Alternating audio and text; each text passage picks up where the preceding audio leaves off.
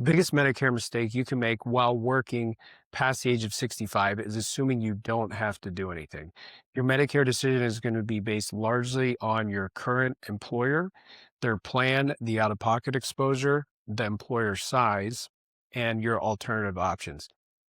Not doing anything could end up costing you thousands of dollars in unnecessary premiums. So, we're going to talk about three mistakes that we most commonly see people make. So, number one, taking into consideration your employer group size. If your employer group size is less than 20 people, then Medicare is the primary payer. So what that means is you can't just keep employer group coverage in this case and not do anything else. Because if you don't sign up for original Medicare, then you are the primary payer and you're going to experience those issues at claim time. Now, when you do get Medicare as the primary payer, the employer group plan would be secondary. And that might be sufficient, but you could also be paying more than you have to for the employer group coverage. If you're already going to be paying for original Medicare, if you've worked 10 years or paid into Medicare tax for 40 quarters, there's no cost for Part A. There is a cost for Part B. So Part B, remember, is covering the out-of-pocket expenses. Part A is inpatient care. Okay, so the Part B standard premium is $202.90. Okay, so whether you keep the employer coverage or not, right off the bat, you're going to be paying $202.90. So let's say if somebody's paying 50% of the employer plan, they might be paying another $400 on top of that. So you could get a private plan in addition to original Medicare, whether that's Medicare Advantage plan, which takes over from original Medicare, or you keep original Medicare and you get a Medicare supplement. Your add-on cost there could be anywhere from $30 to, let's round up and say $250, right? So in total, you could be looking at $450 about. Or if you keep the employer plan, it's really important to check what it's costing you, right? Because if it's costing you $400, then obviously it's more expensive than getting original Medicare and a secondary plan or an Advantage plan, of course. Now, the other thing you want to take into consideration, obviously, is the coverage, the out-of-pocket exposure. If your employer has less than 20 employees, it's very likely that you're on a small group plan, which they often look a lot like the individual health insurance plans, which tend to have higher out-of-pocket exposure, higher out-of-pocket maximums. So this, I would say 9 times out of 10 is the better option, because not only is it going to be cheaper, your out-of-pocket exposure is way less.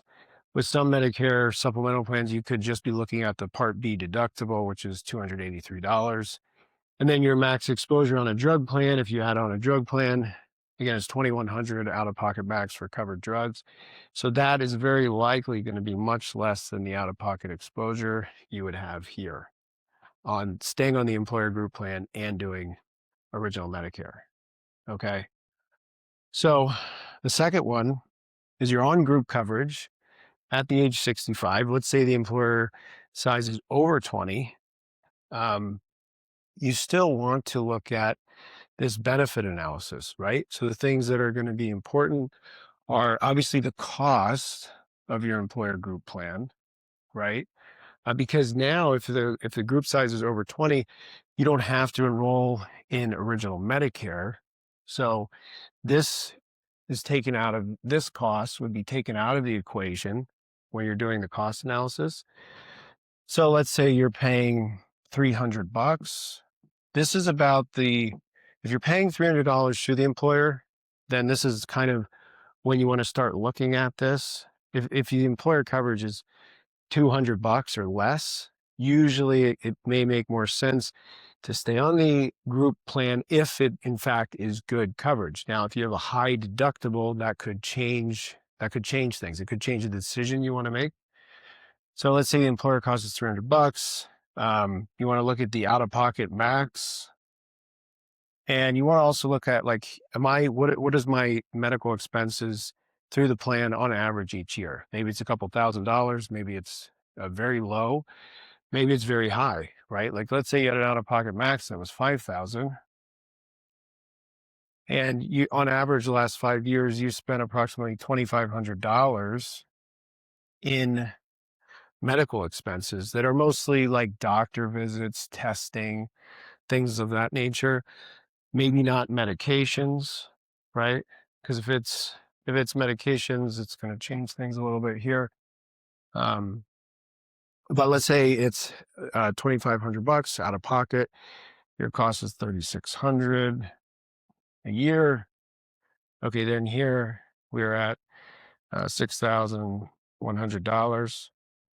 And again, over here doing original Medicare with a supplemental plan, let's say, right there, that's 5,200, right? And then add on the Part B deductible, which is $283 a year. Okay, now let's just call it $5,500. And now you take in the out-of-pocket expense exposure for a drug plan, right? So we're getting very close here, right? Now, when you're this close, there is another thing to take into consideration, like pre-tax, right? Like this usually is pre-tax. So if this is a pre-tax benefit, take 20% off, of this number, right?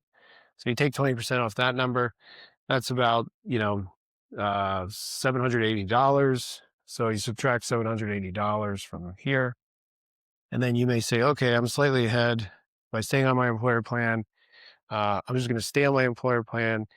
And they also cover my wife, who's not yet 65. So yeah, that then would be a no-brainer to stay on the employer plan. But you can see as these numbers start to balloon up, like maybe you're spending $5,000 a year, right? Well, then obviously doing the individual original Medicare in a supplemental plan would make more sense. Or it could be, I've seen people, they say, okay, well, I'm spending $300 a year or so, or $300 a month, excuse me. It's going to be cheaper for me to get original Medicare and do an Advantage plan that's costing me as low as $0 a month. And they feel like they're healthy. They look at the math when they make healthcare decisions and probabilities, and they say, well, that's going to make more sense for me.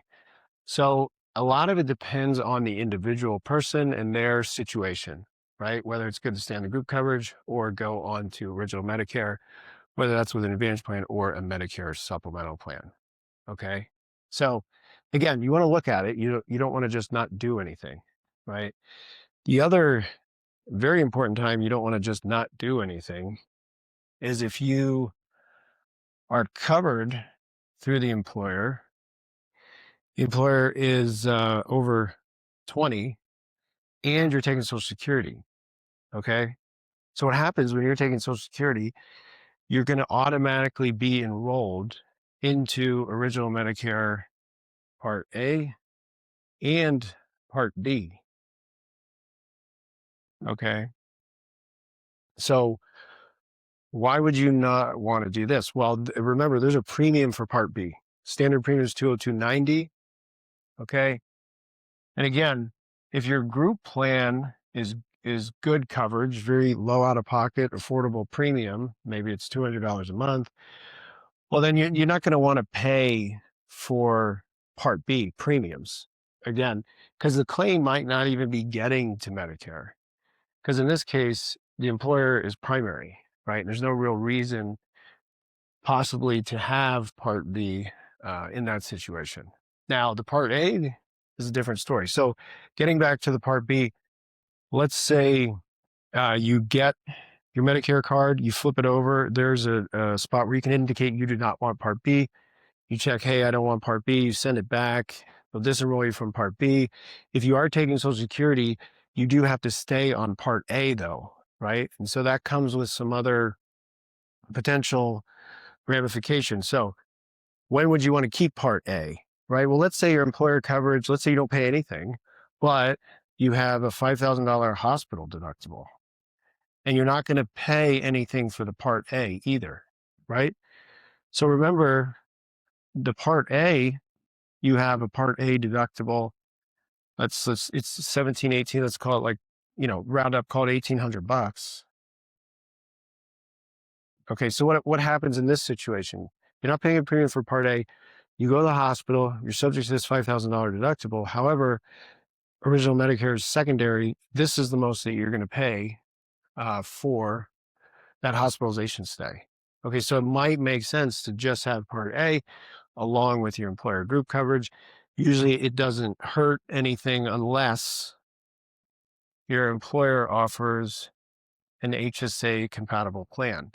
Okay, then you really want to look at the analysis, right? So if you have an HSA plan and you make contributions to your health savings account and you're enrolled in Part A, well, you are no longer eligible to deduct. You no longer get the tax benefit from those HSA contributions. So that's important to note.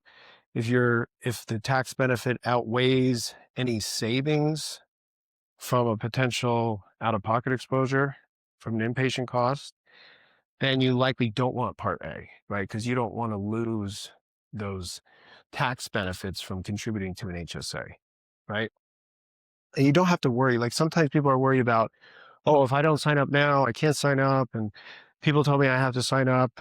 Well, if you have employer group coverage that is more than 20, from an employer that has more than 20 employees, that as far as Medicare is concerned, that's considered credible coverage. When you do retire, you will then qualify for a special enrollment, and you can enroll through a SEP or special enrollment period.